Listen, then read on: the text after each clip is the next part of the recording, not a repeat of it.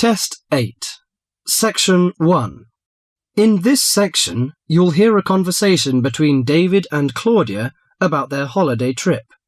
First, you have some time to read questions 1 to 5.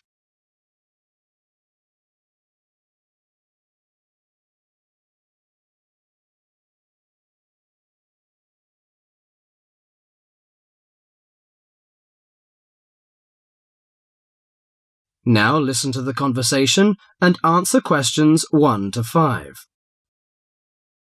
Well, Claudia, our first semester at university is almost over. I can't wait for the holidays. Me too. Why don't we go somewhere far away and forget about lectures and essays and all that hard work? Sounds good to me. How about if we go to the coast? It would be great to do some swimming and surfing. The coast would be good, but let's look at our other options. There are the mountains. They're nice and cool at this time of year. There's also the desert, which I really enjoyed last year. What about going to Sydney? I've never been there, and they say it's a great city to visit. Well, I agree. Sydney would be good, but there are too many tourists there at this time of year, and I'd rather get away from buildings and cars. I vote for the mountains. All right, then, let's do that. Now, we have to decide where we're going to stay and how we're going to get there. Any suggestions? Well, for places to stay, there are the usual places, motels, hotels, and youth hostels. We can go camping too.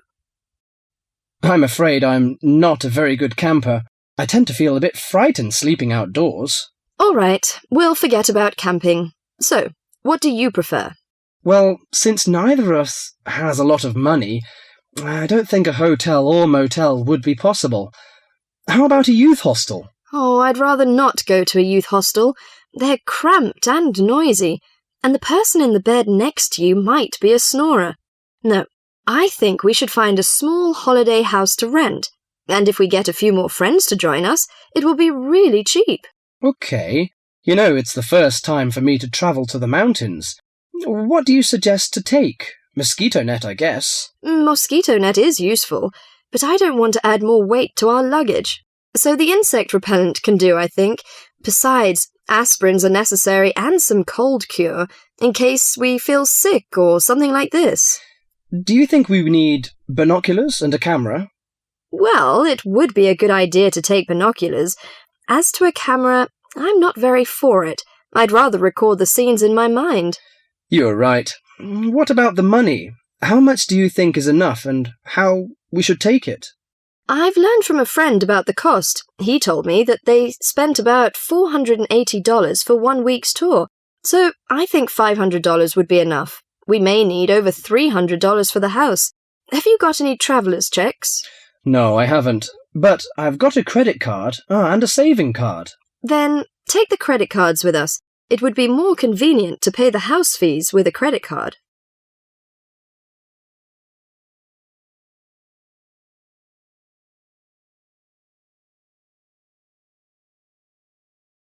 Before the rest of the conversation, you have some time to read questions 6 to 10.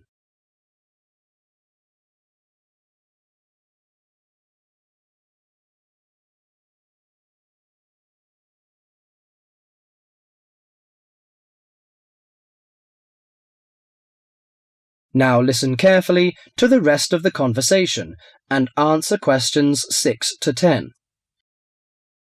I nearly forgot the date. How long will we have before we have to be back here on campus? Under a week, I think. We'll leave on the 14th of April and come back on the 21st, because you know we'll start to study on the 22nd. Do you know the definite locations of some holiday houses? I suppose it would be nice if we book in advance. Yes. Look at this brochure here. It says that there are several holiday houses near the mountains. I prefer the one near the woods. It's situated right across the road from the Rainforest Park. That sounds good. We can easily go to the Rainforest Park then. Do you know what else we can do there besides visiting the park? I know that many people go there for bushwalking, but you need a good pair of walking boots, of course. Are there any dangers in the bushes? I'm a little frightened. In fact, there's no need to be nervous of the bushes, provided that you treat it with respect and common sense. Most of the animals and wildlife are gentle and harmless. There are venomous snakes to be aware of, but really they're much more frightened of you than you are of them. The other thing is that certain plants can cause irritation if you touch them with bare skin. I see. Well, I can't wait for the coming holiday. That is the end of section 1.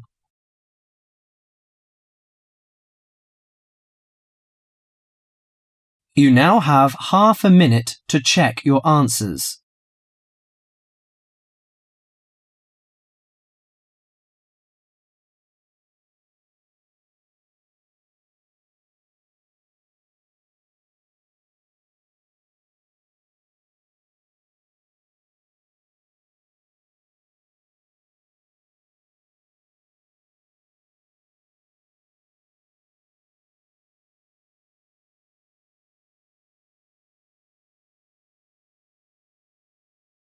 Section 2. In this section, you'll hear a programme on the city of Brisbane. First, you have some time to read questions 11 to 20.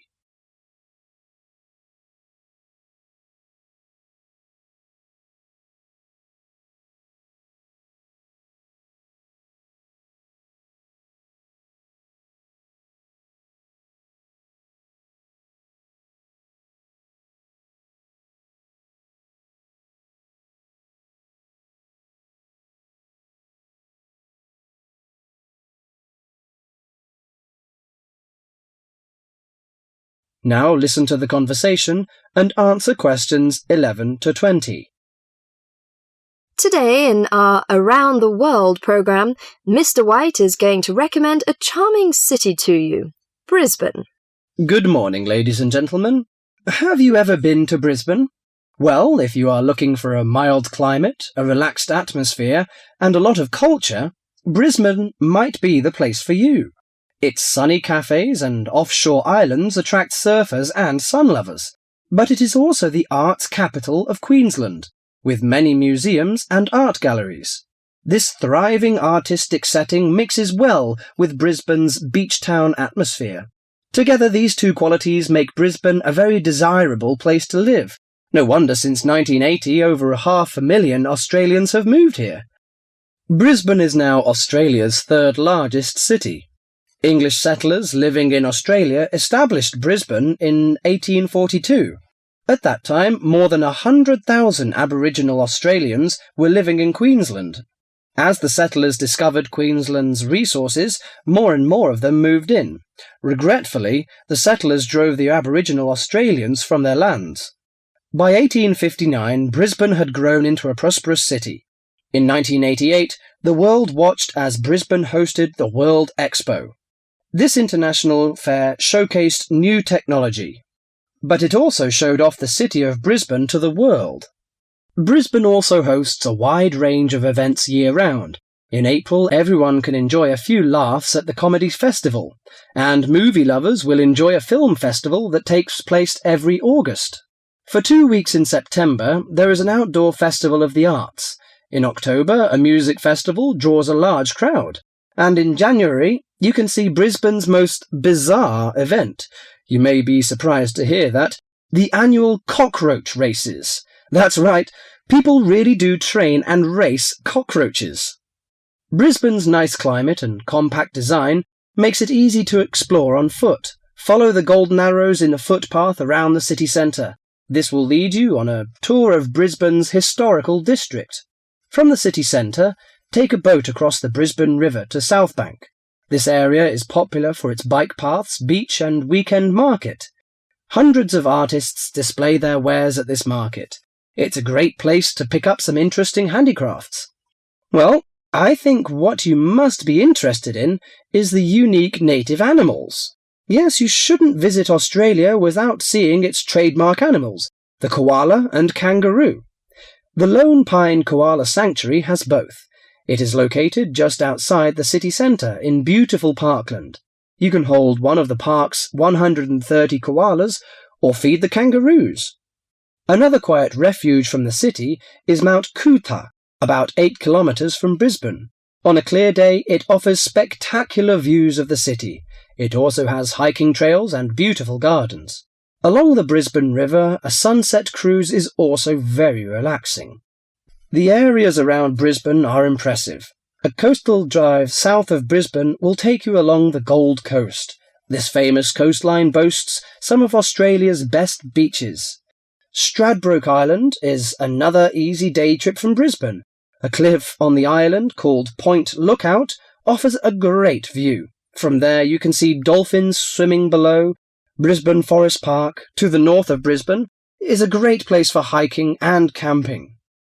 These great getaways, along with Brisbane's own laid-back charm, make this city an ideal place to visit. That is the end of section 2.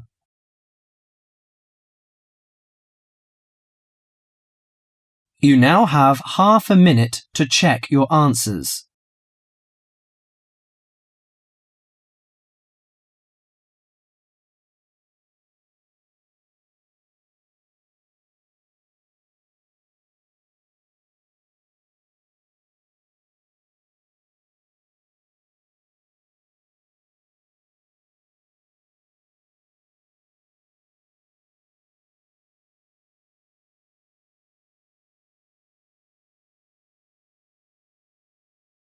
Section 3.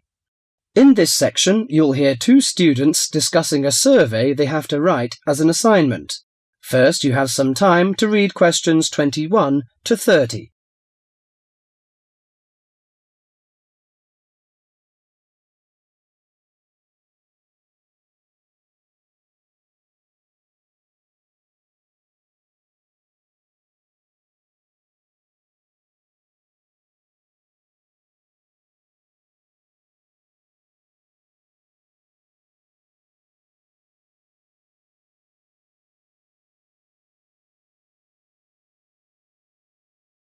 Now listen to the conversation and answer questions 21 to 30.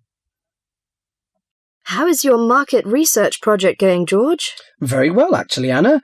I've just got the results of the survey back, and so now I have to draw some conclusions from the information I've collected. That's good. I'm still writing my questionnaire. In fact, I'm starting to panic, as the project deadline is in 2 weeks, and I don't seem to be making any progress at all. What is your topic? Forms of transportation in the city. What about you? I've been finding out people's attitudes to the amount of violence on television. That's interesting. What do your results show? Well, as I said, I haven't finished writing my conclusions yet, but it seems most people think there is a problem. Unfortunately, there is no real agreement on the action that needs to be taken. Nearly everyone surveyed said that there was too much violence on TV. A lot of people complained that American police serials and Chinese kung fu films are particularly violent. The main objection seems to be that, although a lot of people get shot, stabbed, decapitated and so on, films never show the consequences of this violence. Although people die and get horribly injured, nobody seems to suffer or live with the injuries. Any children watching might take the heroes of these programs as role models and copy their behaviour. So, what did most people suggest should be done? A lot of people were concerned about how these films affect children. They are particularly worried that children will try to behave like the stars. The survey shows that violent programs should be broadcast after 10 p.m, when most children are already in bed. There is also a significant minority of people who feel that violent films should be banned altogether. Or how did people feel about the violence on news broadcasts? Most of the responses I have looked at have felt that violence on news broadcasts is more acceptable, as it's real. Although it's unpleasant, it is important to keep in touch with reality. Still, many people thought that it would be better to restrict violent scenes to late viewing. Your survey sounds very good. How many people filled it in? I gave out 120 and I got 70 back. That's a very high rate of return. Who did you give your questionnaires to? I gave a copy to every student in my hall of residence and a few to friends from other colleges. Don't you think that this will influence your results? How do you mean? The people in your hall of residence are all about the same age. They're all students and from similar backgrounds. Therefore, it is likely that they will have similar opinions. Your results represent student opinion, not public opinion. So how are you going to do your research? Well, I'm going to interview my respondents in the shopping mall. What I'll do is ask people if they have 5 minutes to spare to answer a few questions. If they agree, I will ask them some multiple-choice questions and tick off their answers on my sheet. Isn't it very difficult to ask meaningful questions using multiple choice? Yes, it is. The secret to writing a successful survey is to write simple multiple-choice questions that target the information you're looking for. There, it's better to write a lot of short, specific questions than longer general ones. So that's why it is taking you so long to write. Yeah, but I hope I'll be ready to start interviewing at the weekend. That is the end of section 3.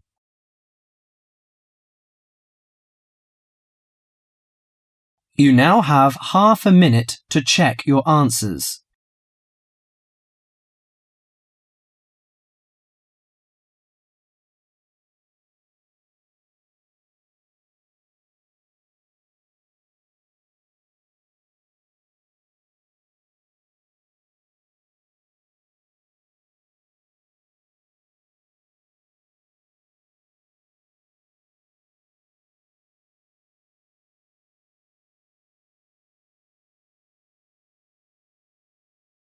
Section 4.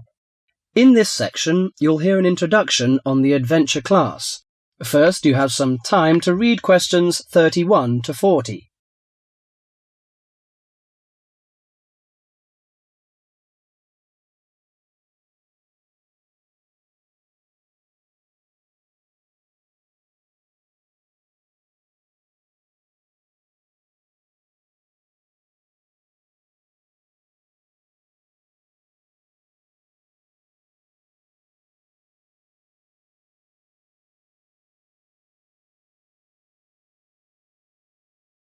Now listen to the conversation and answer questions 31 to 40. Welcome to Adventure Class. I'm the coordinator of the class. During the course of this morning, I hope to give you a clear idea of what we offer in our class. Before my lecture, listen to the comments on the class. Today we sailed into a group of whales. Class takes place in the middle of elephants, giraffes, and hippos. Yesterday's lecture was at the Great Barrier Reef. Do these comments sound like your typical classroom? Probably not. These accounts come from students studying in adventure classes. An adventure class is a unique type of program that combines textbook learning with real-life exploration. Students and teachers travel together for a program in discovery and exploration. The class is provided by the Australian University's International Program, aiming at promoting students' awareness of international communication and global environment. Here are 3 popular adventure classroom programs that are available to you, college students from the freshman to senior students. The first one is called Australia Short Program. The 3-week course begins with several days in Cairns. There we hold classes on coral protection, how the corals are formed, what are their functions, and what are the threats corals are facing.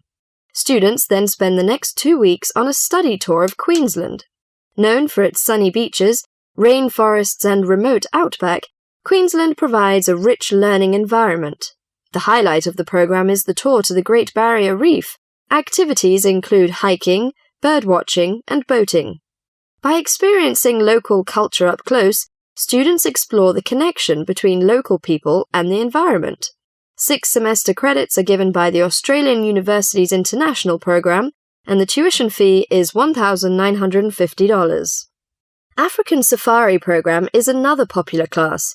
Kenya's stunning wilderness becomes the classroom for students in the African Safari Program. The 5-week course is set on the beautiful 20-acre campus of Australia International University in Nairobi.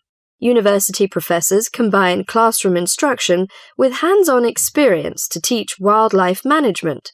In addition to classwork, students take trips to famous places such as Mount Kilimanjaro and Victoria Falls. Students also experience African culture through trips to local villages and Nairobi's city centre. But for most students, the safaris are the highlight of the course. The program includes 3 or 4 safaris. During each safari, participants camp outdoors for up to 6 days. One of the most popular destinations is the Masai Mara Game Reserve. An amazing collection of wildlife lives on the reserve. Students study elephants, zebras, giraffes, rhinos, and other exotic animals in their natural habitat. Those who take the course gain many wonderful memories and a greater appreciation for the Earth's natural resources.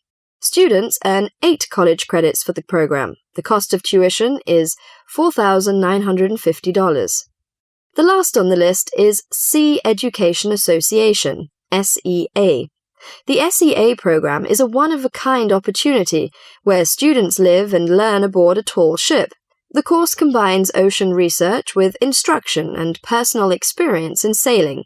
After careful instruction, both on shore and at sea, the participants begin practicing what they've learned. Everyone on board takes turns operating and navigating a 134-foot sailing ship. That is the most outstanding. Life at sea is non-stop, so everyone is assigned to a watch. During that time, students work in the lab, in the kitchen, on deck, or in the engine room. Each watch group includes 8 people who rotate throughout a 24-hour schedule. They learn how to live at sea and how to work together as a team. Students can choose from 3 programs in different locations, each about 3 weeks long. College credit is awarded, and the cost is $3,600. Is an adventure classroom for you? If the idea of learning through adventure interests you, you might want to apply. It would certainly be an experience you would never forget. That is the end of section 4.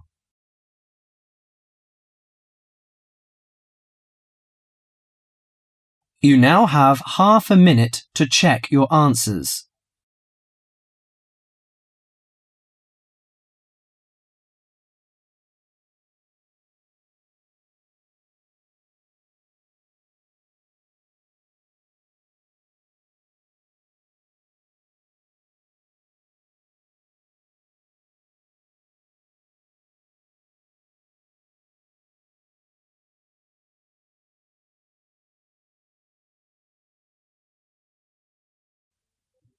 That is the end of the listening test.